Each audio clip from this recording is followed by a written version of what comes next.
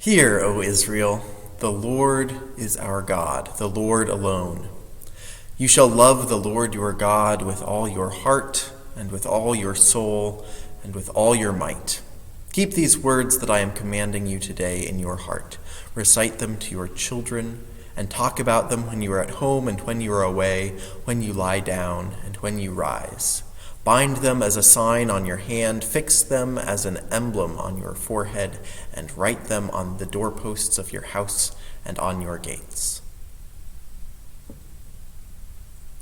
About 2 years ago, I turned off notifications on my phone immediately after listening to a podcast about what notifications do to seize my attention and supersize my stress levels.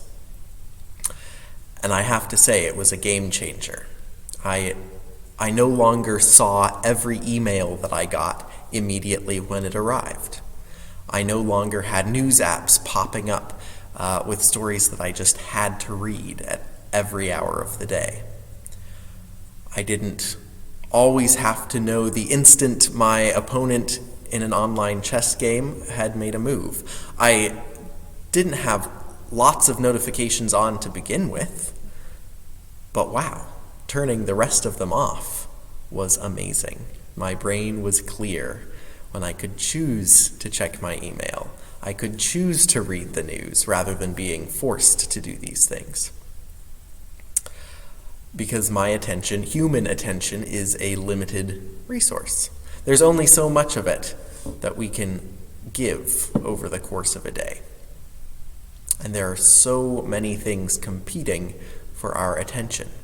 Ads and apps want us to see and hear and feel them, and they will do everything they can to make that happen.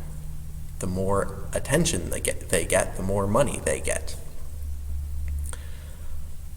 But what if we were to give our attention to other things?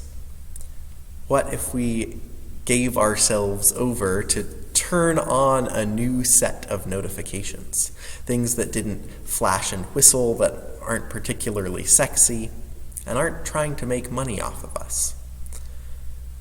What if we attended to the will of God the way we listen to our phone notifications?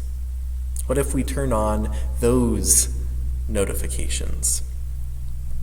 That's what Moses is suggesting we do.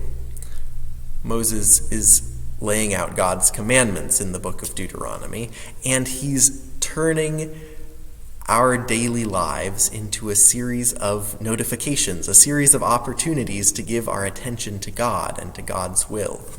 Wake up in the morning, ding, love the Lord your God with all your heart, soul, and strength.